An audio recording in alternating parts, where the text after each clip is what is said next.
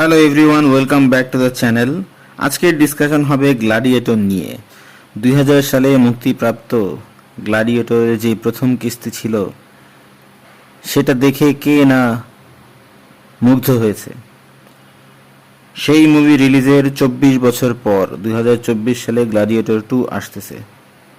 এর চেয়ে আনন্দের বিষয় আর কি আছে। পরিচালক এখনও রয়েছেন রিডলি স্কট। 2000 সালে প্রথম কিস্তিতে রাসেল ক্রো অভিনয় করেছিলেন, আমরা সবাই জানি।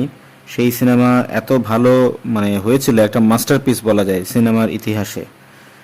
তো ওই সিনেমা রিলিজ পাওয়ার পরপরই কিন্তু এটার যে সিকুয়েল সেটা নিয়ে চিন্তা ভাবনা হচ্ছিল। 2001 সালেই এটা নিয়ে প্রথম ডিসকাশনটা শুরু হয়, যেখানে রাসেল ক্রোকে লিড অ্যাক্টর ধরেই কথাবার্তা এগোচ্ছিল।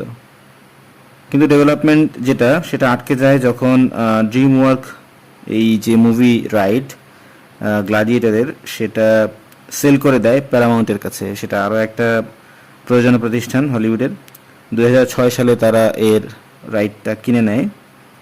ফাইনালি 2018 সালে অনেক চড়াই উতরাই পেরিয়ে গ্ল্যাডিয়েটর 2 এর কাজ পুরোদমে শুরু হয় আর কি। এখানে পল ম্যাসকালকে লিড অ্যাক্টর হিসেবে সাইন করা হয় এবং জুন 2023 থেকে জানুয়ারি 2024 সাল, এই যে টাইম স্প্যান, এই সময়ের মধ্যেই এর শুটিংটা কমপ্লিট হয়।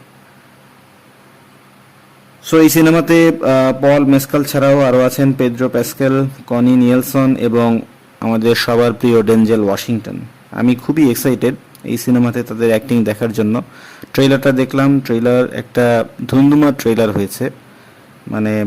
ট্রেলার দেখেই বোঝা যায় যে একটা ভালো সিনেমা ওয়েট করে আছে আমাদের জন্য, যেটা আমার আসলে অপেক্ষার তর সইছে না দেখার জন্য। পরিচালক রিডলি স্কট মনে হচ্ছে সেই যে স্পার্কটা তিনি দেখিয়েছিলেন 2000 সালে, সেই স্পার্কটা তিনি আবারও ফেরত নিয়ে আসছেন 2024 সালে।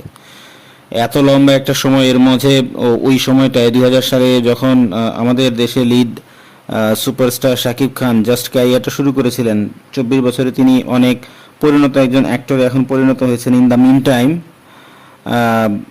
গ্ল্যাডিয়েটরের সেকেন্ড পার্টও চলে এলো। সো খুবই এক্সাইটেড, দেখা যাক সিনেমাটা কেমন হয়। ট্রেলার খুবই ভালো লেগেছে, আপনারা দেখে নিতে পারেন ট্রেলারটা। ট্রেলার দেখে আপনাদের কেমন লাগলো সেটা আমাদের কমেন্ট বক্সে জানাতে পারেন। আর যদি আমাদের চ্যানেলে নতুন হয়ে থাকেন, please don't forget to subscribe. Thank you.